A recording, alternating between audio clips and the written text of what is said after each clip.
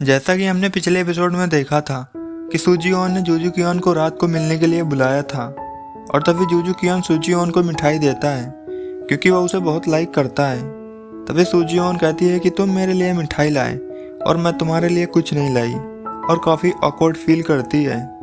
और फिर सूजीओन उससे अगली रात साथ डिनर के लिए पूछती है, जिस पर जूजू कियोन हाँ कर देता है और कहता है कि मैं तुम्हारा इंतज़ार करूँगा। और फिर हम जियांसी को देखते हैं जिसके पेट में दर्द हो रहा होता है। तभी उसे लगता है कि यह सब सूजीओन के खाने की वजह से हो रहा है। फिर सूजीओन जूजू कियान से मिलने के लिए तैयार हो रही होती है और उसके साथ डिनर पर जाने के लिए काफ़ी एक्साइटेड होती है।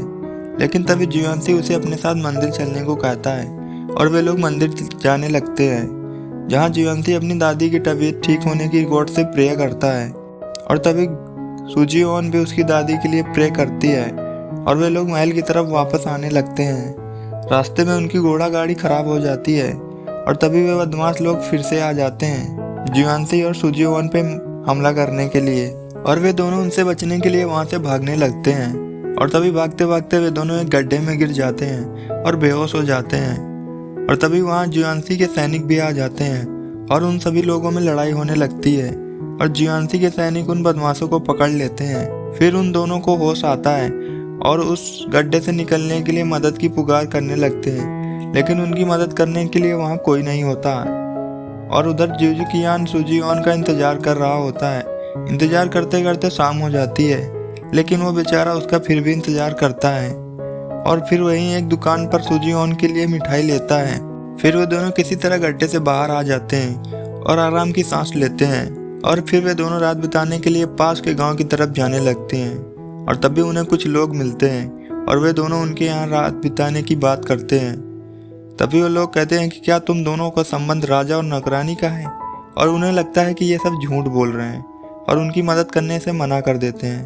और तभी जियांसी कहता है कि हम दोनों एक दूसरे से प्यार करते हैं, और वे लोग इनकी बातों पर विश्वास कर लेते हैं और उनकी मदद के लिए मान जाते हैं। और वहाँ के लोग उन दोनों को खाना देते हैं और वहाँ का एक सरदार जियांसी को शराब पिलाता है क्योंकि उसे शराब पीने वाले लोग ज़्यादा पसंद हैं। फिर वे लोग डांस करने लगते हैं और तभी सूजीओन जियांसी को भी डांस करने को कहती है और सभी लोग एंजॉय करने लगते हैं। और फिर वहाँ का सरदार उन दोनों को रात बिताने के लिए टेंट में ले जाता है। जियांसी काफ़ी नशे में हो जाता है और तुरंत ही सो जाता है।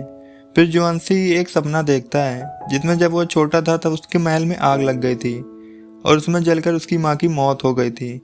और तभी वो डरकर उठ जाता है और सूजीओन भी वहां आ जाती है और कहती है कि डरावना सपना देखा क्या।